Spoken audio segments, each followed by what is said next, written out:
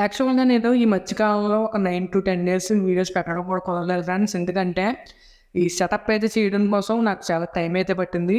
ఇప్పుడు కూడా ఈ రూమ్‌లో కొన్ని ప్రాబ్లమ్స్ అయితే ఉన్నాయి. అవన్నీ కూడా నేను పోస్ట్ ప్రాసెసింగ్‌లో లైక్ ఎడిటింగ్ ఫేజ్‌లో రెక్టిఫై చేసి మీకు వీడియోస్ అయితే అప్‌లోడ్ చేస్తాను. ఇప్పుడు ప్రెజెంట్ మీకు చాలా ఎక్కువ అయితే ఉంది. రికార్డ్ చేస్తున్నప్పుడు కూడా వీడియోలో చాలా ఎక్కువ అయితే ఉంది. వాటన్నిటిని కూడా నేను పోస్ట్ ప్రాసెసింగ్‌లో కంప్లీట్‌గా రిమూవ్ చేసి మీకు వీడియో అయితే అప్‌లోడ్ చేస్తాను. అండ్ వెనకాల చూసుకున్నామనుకోండి, వెనకాల కూడా మీకు దీనికి సంబంధించి స్పెసిఫికేషన్స్ కనిపిస్తున్నాయని నేను అనుకుంటున్నాను. ఇంకా కొద్ది రోజులైతే పడుతుంది మనకి వీడియోకి తగ్గినట్టుగా నేను రూమ్‌లో చేంజ్ చేయాలంటే కొన్ని రోజులైతే పడుతుంది. ఇంకొంచెం నేను ఎఫెక్ట్స్ గట్టా యాడ్ చేసి, టేబుల్ కూడా కొద్దిగా నీట్‌గా చేసి, నేను ఎంత చేయగలనో అంత కూడా మన వీడియోస్‌ని ఎన్హాన్స్ చేయడానికి, మన వీడియో అవుట్‌పుట్‌ని మనకి ఆడియన్స్ ఎవరైతే చూస్తారో వాళ్ళకి బాగా అనిపించడానికి కోసం ఎంత చేయగలనో అంతా కూడా చేస్తాను. హాయ్ ఫ్రెండ్స్, నేను Sara music Telugu PC world. Friends చూస్తున్నారు కదా, MSI A320M-A ప్రో మదర్బోర్డ్ అనమాట. యాక్చువల్గా మీకు ఈ మదర్బోర్డ్ అనేది AMDకి సంబంధించిన రైజన్ సిరీస్ ప్రాసెస్ ఏమైతే ఉంటాయో ఆ ప్రాసెస్ అన్నింటినీ కూడా సపోర్ట్ చేస్తాయి. మోస్ట్లీ మీకు ఈ బాక్స్ అయితే 3rd జనరేషన్ రెడీ అని కనిపిస్తుంది కదా. So up to 3rd generation వరకు మనకి ప్రాసెస్ అయితే సపోర్ట్ చేస్తుంది. బట్ బేసిక్గా మీరు కంపాటబిలిటీ గురించి మాట్లాడుకున్నారు అనుకోండి, వాళ్ళ యొక్క మ్యానుఫ్యాక్చరింగ్ వెబ్సైట్కి వెళ్ళినట్లయితే మనకి ఏ ప్రాసెస్ సపోర్ట్ చేస్తాయి, ఏ ప్రాసెస్ సపోర్ట్ చేయవు అనేది క్లియర్గా వాళ్ళైతే మెన్షన్ చేస్తారు. బట్ ప్రెజెంట్ ఏంటంటే నేను కేవలం అన్బాక్సింగ్ చెయ్యాలని చెప్పేసి ఈ మదర్బోర్డ్ని అయితే కొన్నాను. బట్ రీసెంట్గా ఒక 3200G ప్రాసెసర్ అయితే కొన్నాను. వీలైతే ఆ ప్రాసెసర్తో మనం టెస్టింగ్ అయితే చేద్దాం. అది కూడా మనం చెప్పలేం అనమాట. ఎందుకంటే అప్పుడు నేను B450 మదర్బోర్డ్తో టెస్ట్ చేయడం బెటర్ ఏమని అనుకున్నాను. ఎందుకంటే ఓవర్ వర్కింగ్ ఇటువంటివన్నీ చేయడానికి ఉంటుంది కదా అని చెప్పేసి. ప్రెజెంట్ నా దగ్గర B450 లేదు, కేవలం A320 మాత్రమే ఉంది. బట్ రివ్యూస్ నేను ఖచ్చితంగా పోస్ట్ చేస్తానని చెప్పాను కాబట్టి గేమింగ్ రివ్యూ అవ్వచ్చు, ఎడిటింగ్ రివ్యూ అవ్వచ్చు, లేకపోతే ఫ్రీ ఫైర్, పబ్జీ మొబైల్ ఇటువంటి గేమ్స్ ఆడినప్పుడు ఎటువంటి పర్ఫార్మెన్స్ ఇస్తుంది, అంటే కంప్లీట్గా ఈ ప్రాసెసర్ మనకి ఎలా పర్ఫామ్ చేస్తుంది, ఇవన్నిటికి సంబంధించిన రివ్యూస్ నేను మన ఛానల్లో పోస్ట్ చేయడానికి ప్రయత్నిస్తానని చెప్పాను కాబట్టి ఈ మదర్బోర్డ్ నేను తీసుకున్నాను. యాక్చువల్గా ఈ మదర్బోర్డ్ అనేది నాకు ఓపెన్ బాక్స్ దొరికిందనమాట. దీని యొక్క ప్రైస్ అమెజాన్లో మనకి 6,100 అట్లయితే ఉంది. ఇది నాకు ఓపెన్ బాక్స్లో దాదాపుగా 5,200 రూపీస్కి అయితే దొరికింది. అండ్ బేసిక్గా మనకి ఇది నేను అన్బాక్సింగ్స్ అయితే చేస్తాను కదా, యాక్చువల్గా కంప్యూటర్కి సంబంధించిన కాన్ఫరెన్స్లో చెప్పాలన్నా, వీడియోస్ రికార్డ్ చేసి చూపించాలన్నా చాలా కాస్ట్లీ అనమాట. ఎందుకు కాస్ట్లీ అన్నానంటే, ఈ మదర్బోర్డ్ ఏదైతే ఉందో ఈ మదర్బోర్డ్ ఒకదానికి అయ్యే ప్రైస్తో నేను ఒక ఫోన్ కంప్లీట్ రివ్యూ అయితే చేయొచ్చు. ఓన్లీ మదర్బోర్డ్కి నేను ఒక 5,500 వరకు స్పెండ్ చేశాను. లేదా 5,200 స్పెండ్ చేశానంటే దీనికి ప్రాసెసర్ కొనాలి, ర్యామ్ కొనాలి, గ్రాఫిక్స్ అవసరం అయితే గ్రాఫిక్స్ కొనాలి, క్యాబినెట్ కొనాలి, SMPS కొనాలి, SSD కొనాలి, ఇలా రిమైనింగ్ కాంపోనెంట్స్ అన్నీ కొనాలి. ఆ కాంపోనెంట్స్ అన్నీ నేను కొని రివ్యూస్ చేసి మీకు లైక్ వీడియోస్ తీసి పెట్టాలంటే నేను ఒక సిస్టమ్కి దాదాపుగా 20,000-25,000 రూపీస్ వరకు స్పెండ్ చేయాలి. బేసిక్గా కంప్యూటర్ ఛానల్స్ని మెయింటైన్ చేయడానికి చాలా కష్టం. ఎందుకంటారంటే ఇదే కారణం అన్నమాట. కొన్ని కాంపోనెంట్స్ మనకి రీయూజబుల్, అంటే ర్యామ్ ఉందనుకోండి, ఒక సిస్టమ్ బిల్లో వాడింది సిస్టమ్లో యూజ్ చేయొచ్చు. ఏ విధంగా మనం మాట్లాడుకున్నా కానీ బేసిక్గా కంప్యూటర్ కాంపోనెంట్స్తో మనం వర్క్ చేయాలన్నా, కంప్యూటర్ కాంపోనెంట్స్ సంబంధించి వీడియోస్ తీయాలన్నా రిమైనింగ్ ఛానల్స్తో కంపేర్ చేసుకున్నట్లయితే కొంతవరకు టెక్లో మోస్ట్ ఎక్స్పెన్సివ్ అనేది చెప్పుకోవచ్చు.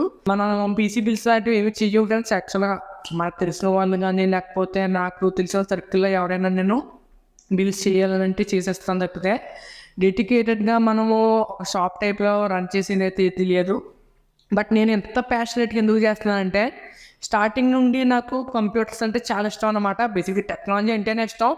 అందులోనే నేను కంప్యూటర్కి సంబంధించిన వీడియోస్ ఎందుకు తీస్తున్నానంటే టెక్నాలజీ అంటే ఇష్టం. అండ్ దాంతోపాటు ఏదో ఒక ఇన్నోవేటివ్నెస్ ఉండాలి. మనం ఏదో వీడియోస్ పెట్టడం అంటే కుదరదు, ఏదో ఒక ఇన్నోవేటివ్నెస్ ఉండాలి.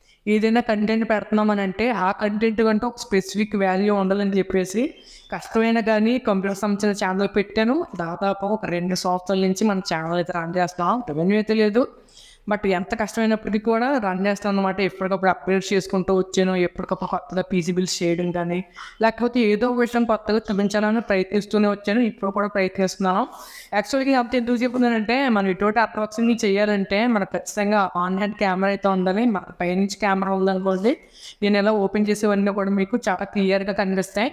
బట్ నా సెటప్ ఏదైతే ఉందో, నా సెటప్ అంతా కూడా కంప్లీట్గా ఫిక్స్డ్ సెటప్ అనమాట. నేను కొద్దిగా అటు ఇటు మూవ్ చేయడానికి అయితే ఉందో, అటు ఇటు మూవ్ చేసినట్లయితే మనకి వీడియో క్వాలిటీ ఏదైతే ఉందో క్వాలిటీ అనేది మిస్ అవుతుంది. సో చూద్దాం, కన్ఫామ్గా నేను ఫ్యూచర్లో ఖచ్చితంగా మనకి ఎంత వీలైతే అంత అప్గ్రేడ్స్ అయితే చేస్తూనే వస్తాను ఛానల్కి. సో యాక్చువల్గా నేను మాట్లాడుతూ బాక్స్ అయితే ఓపెన్ చేశాను, బట్ మన బాక్స్ మీద ఏం రాస్తారో తెలియదు కదా, మీకు కనిపిస్తుందని అనుకుంటున్నాను నేను.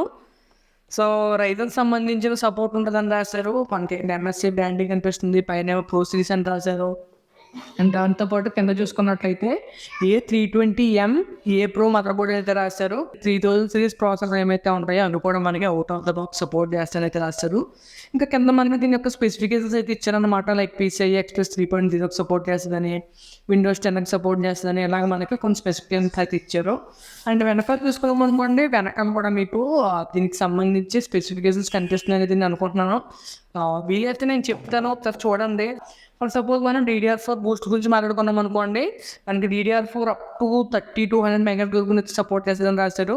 జనరల్గా మనకి ర్యామ్స్ అనేవి OC ప్రొఫైల్స్ ఉంటాయి, నార్మల్ ప్రొఫైల్స్ ఉంటాయి. ఈ DDR4 బూస్ట్ వల్ల ఏమవుతుందండి, OC ప్రొఫైల్స్ వరకు కూడా మనకి ర్యామ్ రన్ అవుతుంది అయితే చెప్తున్నారు. బేసిక్గా మనం చూసుకోవాలనుకోండి, ర్యామ్ నార్మల్గా 2666 వరకు రన్ అవుతుంది అనుకోండి. ఈ OC ప్రొఫైల్స్ని యూజ్ చేసుకుని అప్ టు 3200 కానీ లేకపోతే 3600 మెగాహెర్ట్జ్ కానీ ఇలా మనకి ఎక్కువ క్లాక్ ఫ్రీక్వెన్సీ వరకు కూడా బూస్ట్ అయ్యే ఛాన్స్ ఉంటుంది అనమాట. అండ్ తర్వాత చూసుకోవాలనుకోండి, ఆడియో బూస్ట్ గురించి అయితే రాస్తారు, అంటే జనరల్గా మీకు ఆడియన్స్ బాగుంటుంది అని చెప్తున్నారు అనమాట. అండ్ దాంతోపాటు కోర్ బూస్ట్ అయితే రాస్తారు. కోర్ బూస్ట్ అంటే మనకి లైఫ్ ఏదైతే ఉంటుందో ఆ లైఫ్ అనేది కొద్దిగా ఎక్కువ అవుతుందని అయితే రాశారు. అండ్ దాంతోపాటు దీనికి సంబంధించిన సపోర్ట్ గురించి, అలాగే చిప్ సెట్ ఏంటి, రిమైనింగ్ స్పెసిఫికేషన్స్ అన్నీ కూడా కిందైతే ఇచ్చారు అనమాట. ప్రజెంట్ నేను బాక్స్ అయితే ఓపెన్ చేస్తాను, మీరైతే తిరిగి ఓపెన్ అయితే చేస్తాను. సో ఇది మనకి మదర్బోర్డ్ అనమాట. మీరు మదర్బోర్డ్ చూసుకున్నది క్వాలిటీ, ఇది మదర్బోర్డు యాక్చువల్గా ఇది ఓపెన్ బాక్స్ కాబట్టి మనకి సీల్ కూడా ఓపెన్ చేయలేదు. ఈ మదర్బోర్డ్ని పక్కన పెట్టేసి మనకి బాక్స్లో ఇంకా ఏమేమి ప్రొవైడ్ చేస్తారో మీకు చూపిస్తాను. అండ్ నెక్స్ట్ మనం చూసుకున్నది అనుకోండి, ఇవి SATA కేబుల్స్. జనరల్గా నేను చాలాసార్లు మీకు చెప్పాను, ఎప్పుడైనా కానీ SATA కేబుల్స్ అనేవి మనకి మదర్బోర్డ్ బాక్స్లోనే ప్రొవైడ్ చేస్తారు. ఒకవేళ మీరు SSD కొనుక్కున్నప్పుడు మీకు SATA కేబుల్ లేదనుకోండి, మీరు స్పెసిఫిక్గా ఆన్లైన్లో కానీ లేకపోతే ఆఫ్లైన్లో కానీ ఒక SATA కేబుల్ అయితే కొనుక్కోవాలి, SSDతో పాటు రాదు, గుర్తుపెట్టుకోండి. అండ్ దాంతోపాటు ఇది వచ్చేసరికి IO షీల్డ్ అనమాట. IO షీల్డ్ అంటే మనకి క్యాబినెట్ ఏదైతే ఉంటుందో క్యాబినెట్కి పెడతానికి యూజ్ అయితే వస్తుంది. మనకి ఏమి ఇచ్చారో నేను ఒకసారి చెక్ చేస్తాను. మీరు నార్మల్గా మొబైల్స్ లాగా మనం పేపర్ తీసేసి పక్కన పెట్టేయడానికి అయితే ఉండదు. ఈ పేపర్ అంటే మనకు చాలా ఇంపార్టెంట్ రోల్ అయితే ప్లే చేస్తుంది. ఎప్పుడైనా కానీ మీరు PC బిల్డ్స్ చేస్తున్నప్పుడు ఆ ప్రాసెసర్ని ఎలా ఇన్స్టాల్ చేయాలి, మనకి హెడర్స్ ఎక్కడెక్కడ ఉన్నాయి, ఏ హెడర్ దేనికి యూజ్ అవుతాయి, ఇవన్నీ కూడా మీకు ఈ క్విక్ స్టార్ట్ గైడ్ ఏదైతే ఉందో ఈ గైడ్లోనే ఇస్తారు. కాబట్టి మన కంప్యూటర్ని బిల్డ్ చేస్తున్నప్పుడు ఈ క్విక్ స్టార్ట్ గైడ్ అనేది చాలా యూజ్ అవుతుంది. ఖచ్చితంగా ఈ క్విక్ స్టార్ట్ గైడ్ అనేది మనం పెట్టుకోవాలి. మనకు ఆన్లైన్లో డాక్యుమెంటేషన్ ఉంటుంది, కావాలంటే అదేనే యూజ్ చేసుకోవచ్చు. బట్ బేసిక్గా మీరు చాలా ఫాస్ట్గా PC బిల్డ్ చేసుకోవాలి అండ్ దాంతోపాటు ఇన్ఫర్మేషన్ తెలుసుకోవాలనుకుంటే డెఫినెట్గా క్విక్ స్టార్ట్ గైడ్ అనేది ఉపయోగపడుతుంది. దీన్ని పక్కన పెట్టేస్తాం. అండ్ దాంతోపాటు మనకి thank you for choosing our product అని చెప్పేసి ఆ ప్రోడక్ట్ని కొన్నందుకు ధన్యవాదాలు అని చెప్పి MSI ఒక నోట్ టైప్లో అయితే ఇచ్చాడు. అండ్ దాంతోపాటు ఏదైనా స్టిక్కర్స్ కూడా ప్రొవైడ్ చేసాము, మీకు కనిపిస్తుంది అనుకుంటున్న స్టిక్కర్స్ అయితే. సో ఈ స్టిక్కర్స్ని కూడా వీళ్ళైతే ప్రొవైడ్ చేస్తాము. అండ్ ఫైనల్గా మనకి DVD అయితే ప్రొవైడ్ చేస్తాము. లైక్ ఇందులోనే మనకి దానికి సంబంధించిన డ్రైవర్స్ అన్నీ కూడా మీకు దొరుకుతాయి అనమాట. ఎప్పుడైనా కానీ నేను ఇందులో నుంచి ఇన్స్టాల్ చేసుకోమని సజెషన్ అయితే ఇవ్వడం. ఎప్పుడైనా మీరు డౌన్లోడ్ చేసుకుంటున్నప్పుడు ఖచ్చితంగా మీరు వాళ్ళ యొక్క ఒరిజినల్ వెబ్సైట్కి వెళ్ళి ఆ వెబ్సైట్లోంచి లేటెస్ట్ డ్రైవర్స్ ఏమేమైతే ఉన్నాయో వాటిన్నిటిని డౌన్లోడ్ చేసుకుని యూజ్ చేసుకోండి. మీకు డ్రైవర్ అప్డేట్స్ వల్ల బెనిఫిట్ ఏంటంటే ఏదైనా ఫిక్సెస్ ఉన్నాయనుకోండి, ఫిక్సెస్ని వాళ్ళు చేస్తూ ఉంటారు అనమాట. ఏదైనా ప్రాబ్లమ్స్ ఉన్నప్పుడు ఆ ప్రాబ్లమ్స్ అన్నింటినీ రెక్టిఫై చేసి ఆ డ్రైవర్స్ కింద అయితే ఇస్తూ ఉంటారు. సో బేసిక్గా మీకు ఎప్పుడైనా కానీ రీసెంట్ డ్రైవర్స్ అవైలబుల్గా ఉంటే ఖచ్చితంగా డౌన్లోడ్ చేసుకోవడానికి అయితే ప్రయత్నించండి. ప్రజెంట్ ఇవన్నీ పక్కన పెట్టేస్తాను, ఇవన్నీ పక్కన పెట్టేసి మీకు మదర్బోర్డ్ ఎలా ఉందో నేను చూపిస్తాను. ఫస్ట్ ఏం చేయాలంటే సీల్ అయితే బ్రేక్ చేయాలి. సో ఇక్కడ సీల్ అయితే ఇచ్చారు. ఫ్రెండ్స్ యాక్చువల్గా ఇది మనకి మదర్బోర్డ్ అనమాట. ఇక్కడ మీరు చూసుకున్నారనుకోండి, సాకెట్ అయితే ఉంది, AM4 సాకెట్ అనమాట. ఇది ఇందులోనే మనం ప్రాసెసర్ అయితే ఇన్స్టాల్ చేసుకుంటాం. అండ్ ఇక్కడ చూసుకున్నాం అనుకోండి ర్యామ్ స్లాట్స్ అనమాట. ఇందులోనే మనం ర్యామ్ ఏదైతే ఉంటుందో ర్యామ్ అయితే ఇన్స్టాల్ చేసుకుంటాం. అండ్ ఇది వచ్చేసరికి PCIe X60 స్లాట్ అనమాట. నేను ఒకవేళ గ్రాఫిక్ కార్డ్ ఇన్స్టాల్ చేసుకోవాలనుకున్నా, లేకపోతే క్యాప్చర్ కార్డ్ ఇన్స్టాల్ చేసుకోవాలనుకున్నా, లేకపోతే ఆడియో కార్డ్ ఇన్స్టాల్ చేసుకోవాలనుకున్నా, అవన్నీ కూడా మనం ఇక్కడైతే ఇన్స్టాల్ చేసుకుంటాం. అండ్ ఇది కూడా మీకు పీసీఈ స్లాటే. ఇందులో మీకు లేన్స్ అనేవి చాలా తక్కువైతే ఉంటాయి. దానివల్ల ఏంటంటే మనకి ఆడియో కార్డ్ కానీ, లేకపోతే వైఫై కార్డ్ కానీ, ఇలా మనకి తక్కువ లెన్స్ యూస్ చేసుకున్న కార్డ్స్ ఏమైతే ఉంటాయో అవి అయితే యూస్ చేసుకోవడానికి ఉంటుంది. అండ్ ఐఓ గురించి మాట్లాడుకుందాం అనుకోండి, మనకి మరీ ప్రో లెవెల్ ఏవో ఉండదు, కానీ మోస్ట్లీ ఎవరైతే యూజర్స్ మనం బేసిక్ యూజర్స్ నుంచి కొంచెం మోడరేట్ యూజర్స్ చూసుకుంటారో అటువంటి వాళ్ళకి ఈ ఐఓ అనేది more than of. Basic 3.1 ports ఉంటాయి, 2.0 పోర్ట్స్ ఉంటాయి, మనకి HDMI అవుట్పుట్ ఉంటుంది, అలాగే PS2 స్లాట్స్ ఇవన్నీ కూడా మనకి ఎక్కువైతే ఉంటాయి. Mostly sufficient IO and mostly sufficient motherboard.